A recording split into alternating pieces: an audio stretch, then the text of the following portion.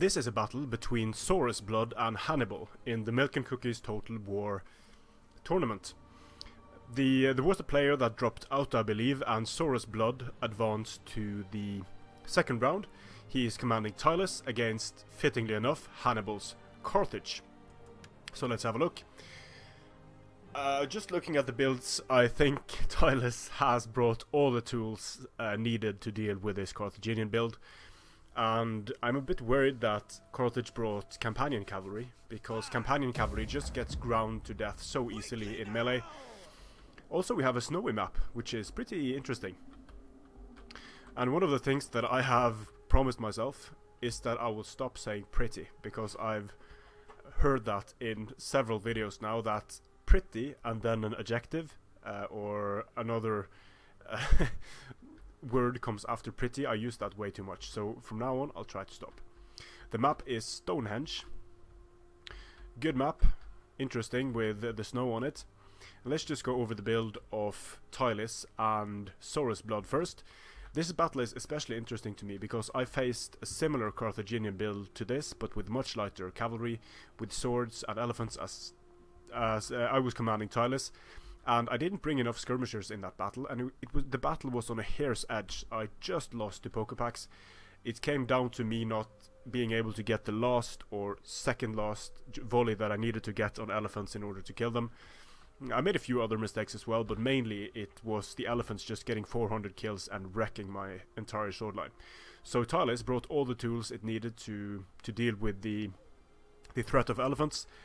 3 mercenary Thracian peltasts. 1 volley from these guys is going to make the elephants run amok. Then we have the raiding horse, can deal with the heavy cavalry of Carthage. We have a nice line of tribal warriors, but I think we have 5 tribal warriors. Then we have some Celtic warriors on the flanks, Thracian warriors and spear warriors. Levy freemen, speed bumps. Now this is a pretty nice setup, protecting the Thracian warriors behind skirmishers and together with spear warriors. If the spear warriors take the charge and then the Thracian warriors follow up, even elephants are going to have a hard time surviving that. So for Carthage, we have Carthaginian cavalry and companions on the flanks. Like I said, I do not know why companion cavalry was brought. I think it's a weak choice against Tylus, and especially on a map like this with a lot of forests. Then we have African pikes. Can be a decent choice in holding down the center, but it looks like there's only 1 African pike. We have mercenary Gallic warriors, Scutari, good units, but against tribal warriors, they're not going to do great. Mercenary Cretan archers and mercenary Cretan archers. The African elephants are the trump cards of Carthage in this matchup, although I must say, if you look at the balance of power even, the balance of power seems to agree with me. This Tylus build is strong compared to the Carthage build. The Carthaginian sword line isn't going to be able to hold. The Carthaginian cavalry is going to be trolled to death by these raiding horse, while the indomitable sword corps of Tylus advances towards the sword line of Carthage, and there are just so many good defensive units to protect against elephants. Oathsworn General for Tylus, and he is a commander. I would not have liked to use this Carthaginian army against Tylus. Still, a lot of strange things can happen in this battle, like here we have some dead. I believe these are dead raiding horse. Got hit by some volleys by the mercenary Cretan archers, managed to take them down fairly effectively. They need to be careful around the archers. Here we have late Libyan Hoplites doing some nice screening against the raiding horse. And it looks like Carthage is going to try to pull the sword line away here, the sword line of Tylus away to the side, and create an opening for the elephants to rush in and wreak havoc. If that indeed is the plan, it's not a bad plan, because there is a downhill slope here that the elephants could use to increase the devastation of their charge. Still, all of these raiding horse, I am a bit worried about them for Carthage, because if they're able to get at the elephants, they're going to make them run amok. If they're able to get into the skirmishers, it's going to be a problem. So just by holding these cheap units off to the side, Tylis has managed to neutralize some of the important units of Carthage, manages to catch the mercenary companion cavalry with Levy Freemen. Levy Freemen being massively useful here. Celtic warriors charging into the mercenary companion cavalry. We have late Libyan hoplites coming in and joining the fight, but this is against infantry. It's not going to go well for the late Libyan hoplites and the mercenary companion cavalry. Already companion cavalry is going down. We have, I think these units didn't charge, I think they just walked into each other. But Tylis just has so many units, and let's have a look at the elephants. The elephants are kind of waiting, trying to get in, but so nicely done here by Tylis. Here we have Carthaginian cavalry coming in towards the rear of Tylis. But these spear warriors, even though they're going to get charged, well, they're not going to get charged actually. The Carthaginian cavalry is going to stop there. They're going to push through, get into the skirmishers. I don't know about that move, but it can be debated, because the spear warriors did not have attack orders on the Carthaginian cavalry. Now they do, however. They made it into the backs of the Oathsworn, did not make it into the Levy Freemen. Mercenary Gallic warriors dead already. The Carthaginian, the mercenary Cretan archers are doing some damage against these Celtic warriors. But just look at this, the mercenary companion cavalry getting destroyed and getting 6 kills. Don't bring mercenary companion cavalry. Carthaginian cavalry makes it into the back lines of Carthage. This could potentially be bad, because now there's rear charges happening together with elephants coming in, and the elephants could be massively important here, rushing into the general of Tylis. I don't think there's enough Carthage left on the field for this to matter. The elephants are already out of control, and I don't know if that was from javelins by the Oathsworn or by friendly fire from the Cretans. It might have been friendly fire from the Cretans actually. So the elephants are going to run amok, but it's going to be into the lines of Tylis. Not being able to control elephants is going to be pretty bad for the Carthaginian player, because then he can't just smash the elephants through the direction they'll be most effective in. Now they're rampaging through their own lines, rampaging into the general of Carthage. This is just a massive clusterfuck for Carthage, with the elephants running amok. Massive backfire on the use of elephants there. And I'm not entirely sure if it was indeed the Carthaginian, the mercenary Cretan archers that made them run amok. The raiding horse manages to get into the skirmishers of Carthage, but it's too late. The elephants are dropping. And very nicely done by Tylis here. I don't think Carthage brought a build that was even capable of handling this Tylian build, unless we saw something like 500-600 kills on the elephants. But even then, there was just so many good units to counter what Carthage brought.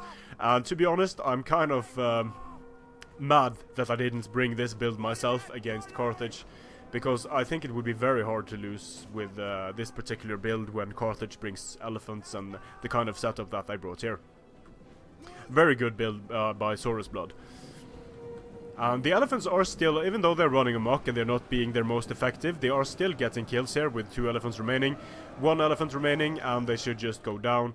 It won't be long before the entire Carthaginian army is going to chain rout, and we'll have a look at the kills at the battle statistics screen. But I don't think many of Carthage's cavalry units or infantry units were able to get a huge amount of kills, while the MVPs of this battle for Tylis, hard to say really. I'm tempted to say the skirmishers, because they of course protected the sword line of Tylis from being charged, but also having a layered defense with spears in the back. Very nicely done by Tylis. It enabled Tylis to be both aggressive and to protect itself from the massive threat of elephants. Cretan archers still alive, still firing, but they are not going to be able to impact this battle in a meaningful way. They should just start routing when they are getting attacked here, because the army is losing. They're still in the fight. They're saying, well, I have ammunition left, I can still kite, I can destroy these bastards. Damn barbarians. But here's a unit of raiding horse coming in for the death blow, and this being on a snowy map and it's snowing, it's going to make a lot of these units tired faster, because they don't have resistance towards cold. But anyway, good game to both players. But the difference in kills wasn't as massive as I thought it would be actually. Now, Saurus Blood did bring a lot more units, and some of the kills were on these Levy Freemen and Celtic warriors. sure, but still, Carthage killed a lot more than I thought they would. One of the units of companions did sort of decent. The Cretan archers did decently, but this battle was over so quickly that they weren't able to get a lot of kills, and they were largely neutralized by these raiding horsemen. Great units. I beat myself up for not bringing 4 of those in my previous battle that I lost as Tyles. Also bringing 3 mercenary Thracian peltasts. Just those 3 units are going to do so much damage to elephants and cavalry. And then going for, I quite liked what he did with going lighter on the swords. He still has a massively strong sword core with 4 tribal warriors and 2 old sword, but going for this allowed him to bring going for fewer swords than you would normally see, allowed him to bring a more balanced build, and this is a very nice balanced Tyles build that both has 7 skirmishers, 4 cavalry units, and some nice spear support for the infantry, so very nicely done. And for Carthage, of course, the elephants against Tyles. Elephants against the barbarian sword faction are kind of a given, but the special thing about Tyles is that they have 41 missile damage peltasts in the form of the mercenary Thracians. They also have the raiding horse, so it can be difficult to use elephants to good effect against Tyles. The mercenary Cretan archers could have been able to deal with the mercenary Thracian peltasts, of course. Bringing just 1 pikeman, not really sure about that, because you're not going to be able to block off a significant portion of the battlefield with only 1 pikeman. And going up against Tyles, I think Carthage is much better served by not bringing any mercenary companion cavalry.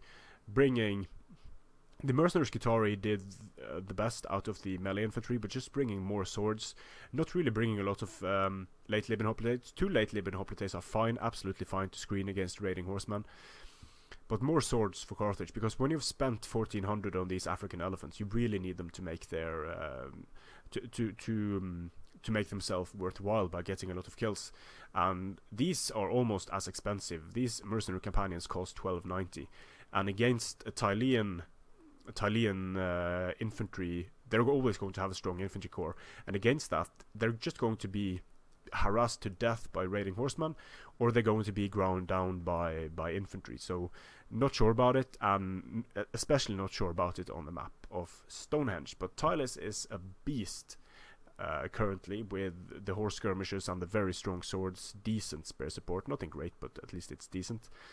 So thanks for sending the battle Saurus blood. Congratulations with advancing to the next round. I enjoyed watching this battle thoroughly. Strength and honor.